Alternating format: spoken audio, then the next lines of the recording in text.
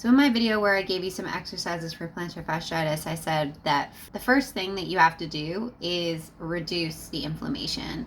And a lot of you commented on that video saying how much pain you're in, that you can't walk, that you can't really move, asking if you can do the exercises, through the pain. And the reason I said you have to reduce the inflammation first is because any exercise that you're doing or any activity that you're doing is going to exacerbate the inflammation in your feet. And so, can you do the exercises? Maybe, but it really depends on you and your body and how often you're moving, how often you need to move for work. And really what I want to do today is to talk to you guys about how I reduced the inflammation so that I could do the exercises so that I could get rid of my plantar fasciitis. And I just want to preface this by saying that my plantar fasciitis is like 95% gone, but it does still come back sometimes.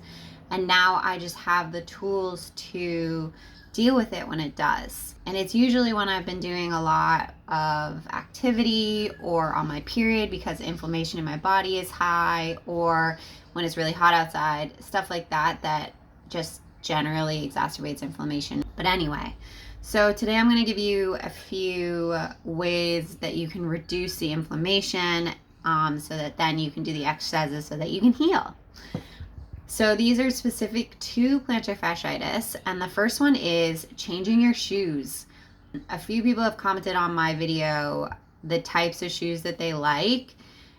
Really, what happened for me is I needed to get rid of my favorite boots because they were making my plantar fasciitis worse. I had to get all supportive shoes. When my plantar fasciitis was really bad, I had insoles and I wrapped my feet. I'm going to do a video showing you how I wrapped my heels, which was taught to me by my chiropractor. And so changing your shoes is huge. You need the support to reduce the inflammation. You need to stop walking around your house barefoot. You need slippers. You need supportive sandals, at least for a little while your feet heal. At least until your feet are healing. And then any time that you're going to go out and do a lot of walking, you need to be wearing those supportive shoes. You just have to. It's number one for a reason. All right, number two, to reduce inflammation in your feet, you need to stop walking so much for a little while. And I know that a lot of people who get plantar fasciitis have walking focused jobs, but you need to do what you can to get off your feet, at least until the really, really bad pain is past. One thing that I used to do a lot when I did have to walk a lot for my job, I was a server, is I would, after every shift, I would come home and I would put my feet up the wall and just let some of the swelling, inflammation in my feet just gently settle. It helped more than I thought it would. And I still do it sometimes just out of habit, and I highly recommend it. Number three, massage your feet.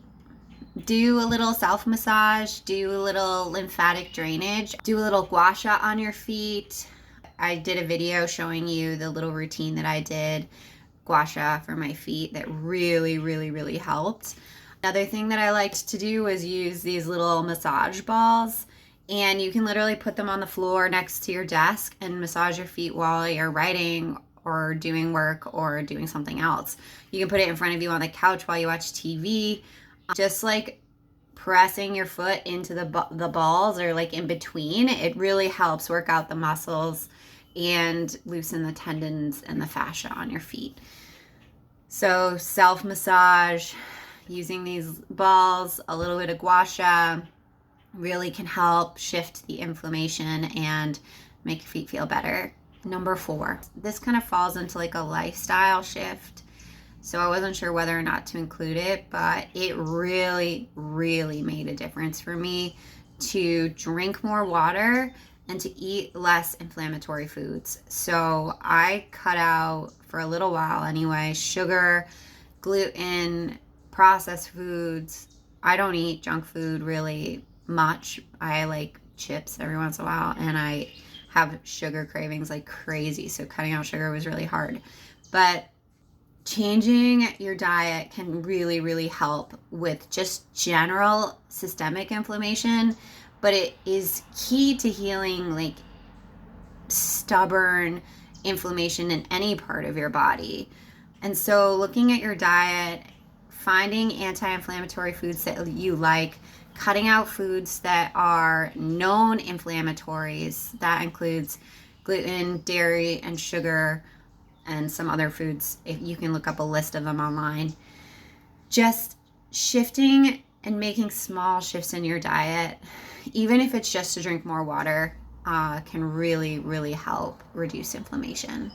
And number 5, I did not go into healing plantar fasciitis on my own. I got a lot of help. I got massages. I went to chiropractic. I went to acupuncture.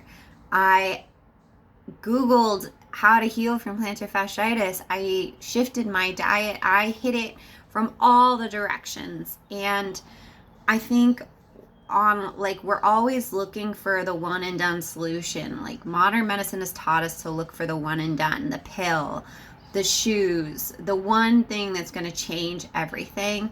And I don't believe in that. I believe that these problems in our bodies, they develop for a reason. They develop to teach us something, to help us move through something. They're a call to look deeper into our own energy, into our own lives. And if you're dealing with a stubborn issue like plantar fasciitis, which takes sometimes months to heal, it's a call to look at your life a little bit differently, to shift your lifestyle. And you're not going to find a pill for that. Like, yeah, one of these things might make a huge difference for you, but if you do a little bit of all of it, that's what's really going to make a difference, and that's what's going to help you kick it for good.